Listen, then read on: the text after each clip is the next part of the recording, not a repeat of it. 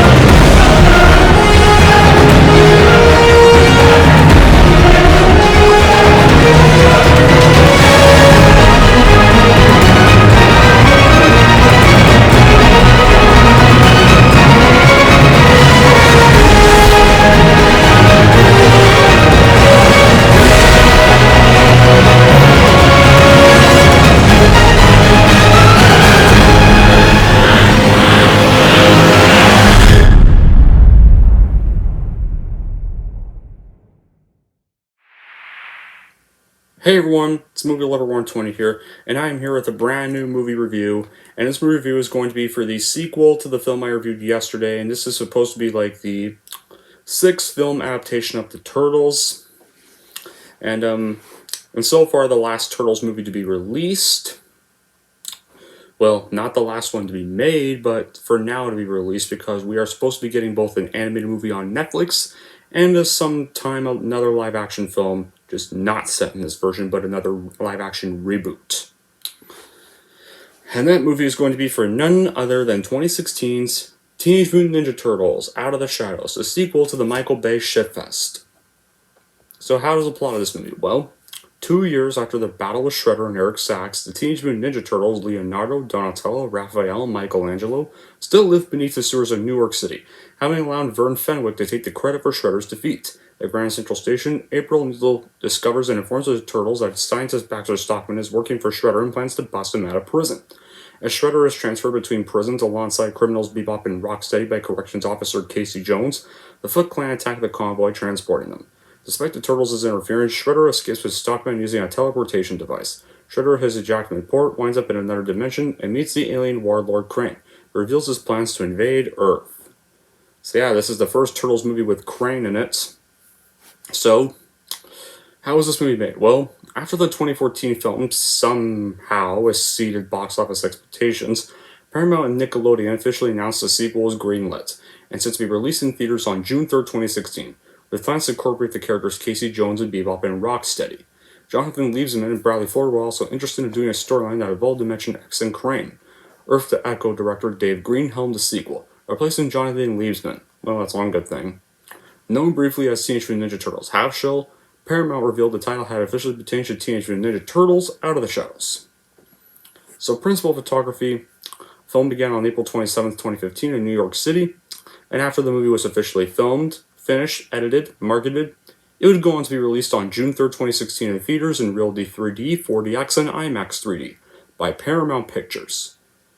And how were the reactions? Well, like most of the Turtles movies, it received mixed reviews from critics, although it was considered an improvement over its predecessor.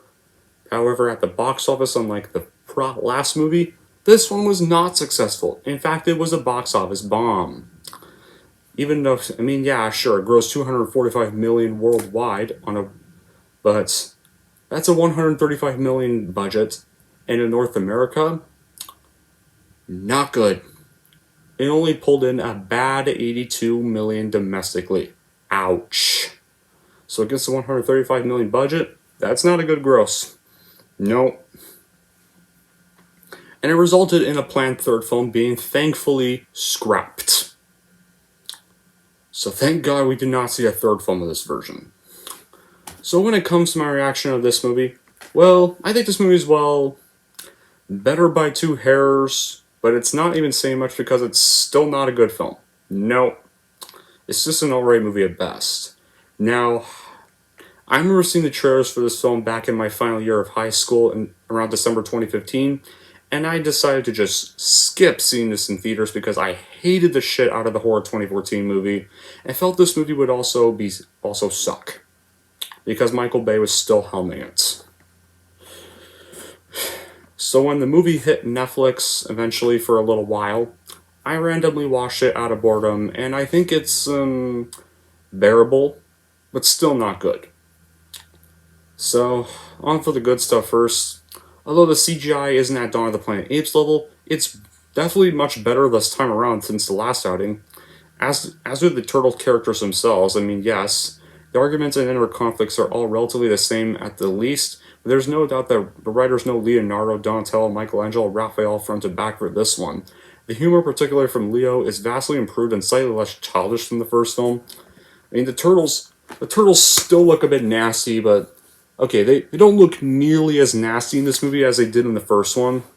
So their designs are a little better this time. But one of the central issues with Out of the Shadows, however, is that there's absolutely nothing new with the story. Even worse, I don't think there's even an attempt to create something more innovative. Michael Bay is just merely producing here, but doesn't the plot feel a whole lot like Transformers: Dark of the Moon, or The Avengers, or Man of Steel, or even somewhat the first movie?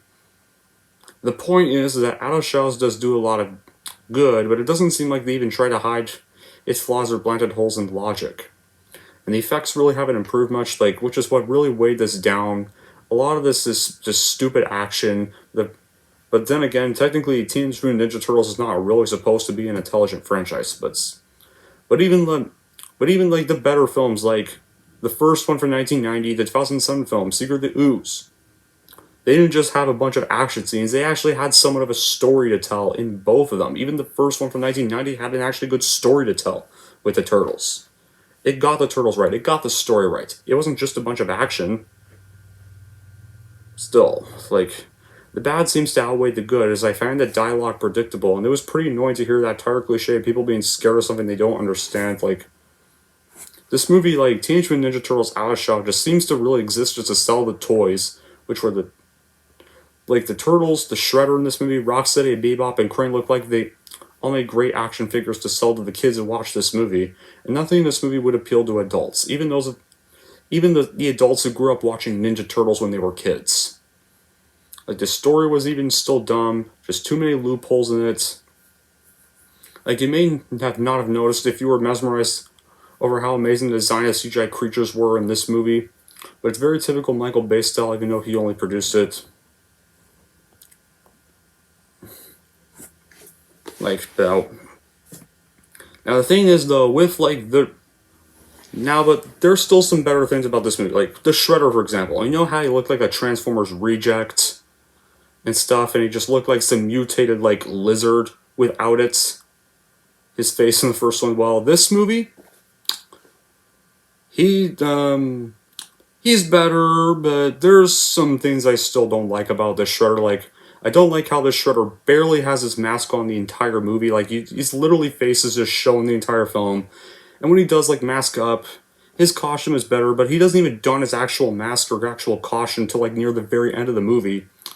And during the only time he wears it, he gets easily defeated by Krang, who decides to betray him, freezes him, and puts him in a ship. Yeah, Shredder barely does a single thing the whole movie. He doesn't even have a fight with the Turtles. He doesn't even interact with the Turtles in this movie. At least in the first one, I will admit, at least the Shredder actually, despite his hideous Transformers reject design, at least he interacted with the Turtles in the last one. At least there was still that. If you literally just took Shredder out of the movie, it wouldn't make much of a difference. Now, but once again, I do like he's not a Transformers reject in this movie. He actually looks like a person this time. Something how the Shredder should look. But if you're going to do Shredder movie, please don't show his face, and please have him in his costume most of the time, and definitely don't make him a Transformers reject. Always do it how the 1990 film did it. Please, the 1990 film got Shredder right. Even Secret of the Ooze somehow got Shredder right. But anyway, I do have to also give props to the character development of the Turtles themselves, who are surprisingly not as one-dimensional as you would think. And this mostly is because the human characters like April O'Neil are lower than one-dimensional, trying so hard to focus on the fact that she was typecast because she's hot, apparently, according to Michael Bay.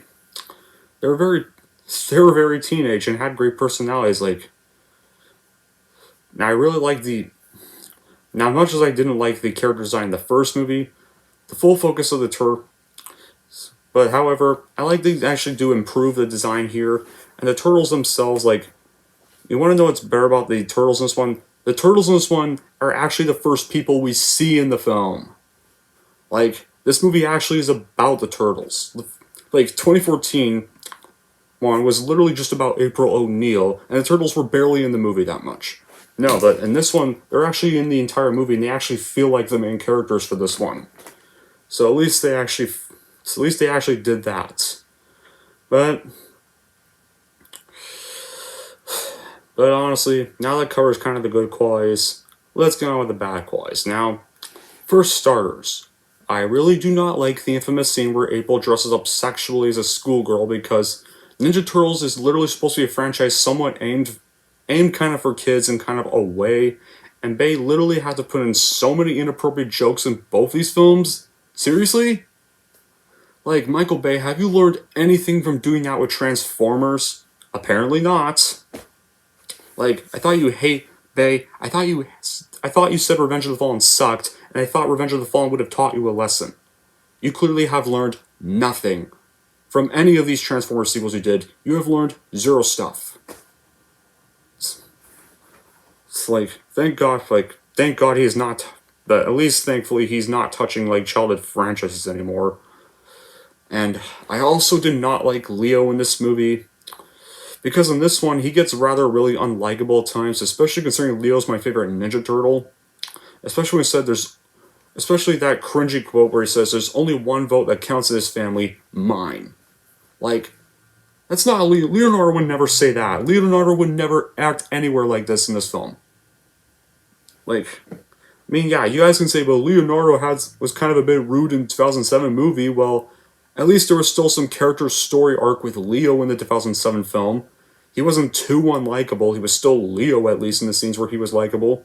Here, he's just a jerk this whole entire time. He would never tell something like that to his own brothers. And then Bebop and Rocksteady are in this movie, and I do like we did finally got to see Bebop and Rocksteady in this film. But there's a problem with them. Bebop and Rocksteady, the problem is that they're so immature and annoying in this movie where they literally act more like parodies of the original characters. Like, there's even a scene where Bebop and Rocksteady are just eating away, gorging away on food, and like, or just, I don't know which one it is either. I think it's like either Bebop or Rocksteady have noticed their bulgy one of them notices their bulgy belly and like, and then the other one like starts like drum on his belly and stuff, and they start goofing around how fat he is and stuff. Like, this is not Bebop and Rocksteady, for Pete's sakes. Oh my god, like, as much it's good to see them, but they really, really screwed them up in this film, and April is somehow even more uninteresting in this one this time. It's like, seriously, Megan Fox still has such a bad performance as April O'Neil. Probably an even worse performance as April O'Neil in this movie than the last one. And then, of course, and now we also have Casey Jones again in this movie.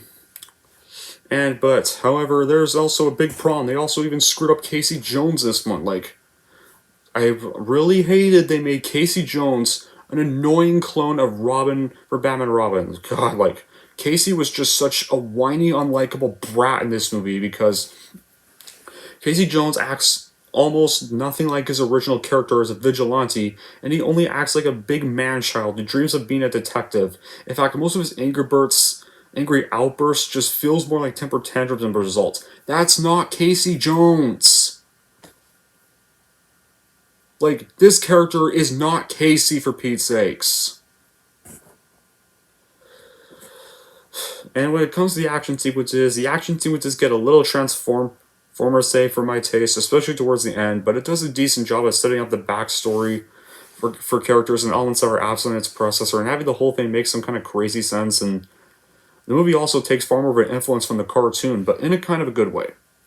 And lots of features and characters have been included, and it's great to see the likes of Bebop and Rocksteady, even though they're badly screwed up in this movie.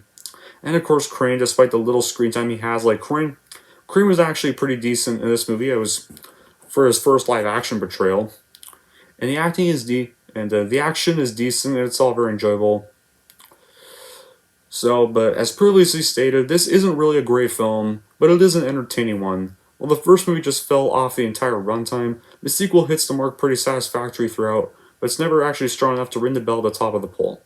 It's really sad because the turtles in this film seem like great characters in average movies. If given a chance, it could be really something. With the greasy hand of Michael Bay, constantly having to ruin the production of certain things, I don't think they'll be allowed to shine in a film that is worthy of their amazing character designs. But, like, honestly, and I'm kind of glad this movie bombed because it means we won't have to see another third installment in this version, and we'll be like rebooting the live action series in a little bit, and hopefully with a better live action material this time. And then the animated one, I do have some hope for because the animated one is going to be from one of the Mitchells versus the Machines creators, so maybe the animated film might be pretty good after all. I'd like to see what they do, what the Mitchells versus one of the Mitchells versus Machines guys does with the turtles.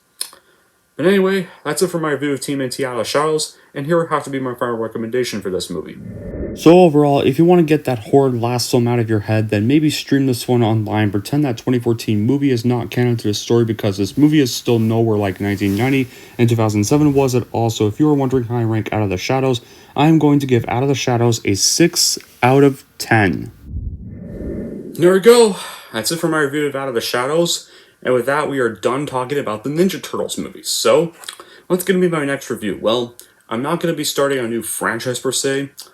For a while, I'm going to be reviewing some more original movies, some more original standalone movies, because I want to review standalone movies too, not just franchises all the time. Because then my channel would get a little boring if I just kept reviewing a franchise and not some standalone films. So what's going to be the first standalone movie I'm going to review? Well, this was a movie that was mentioned by Empire Fan Productions during his interview with during the time he was being interviewed by Lucas Prime in one of our Saturday night chats. And, it kind of got around, like, discussing a movie called Free Guy that I reviewed last year, and, now he's kind of losing interest in some of Ryan Reynolds' films. Well, he did mention one of his earlier stuff, back when he was more of an unknown celebrity, and I wish he would turn to these kind of roles, and, so, to make a long story short, I'm going to be reviewing one of Ryan Reynolds' more serious movies around the 2000s, and it's an action film, guys, that never gets talked about, and that's going to have to be a film called Smoking Aces. Yes, this is going to be the next review. So, yeah, I watched it this weekend, and you'll get to hear my thoughts about it this week. So, yeah, till then, that'll be it for this review. Thank you all for watching, and if you'd like to want to see more, then don't forget to like, subscribe to Movie Lover 120. And cowabunga, dudes.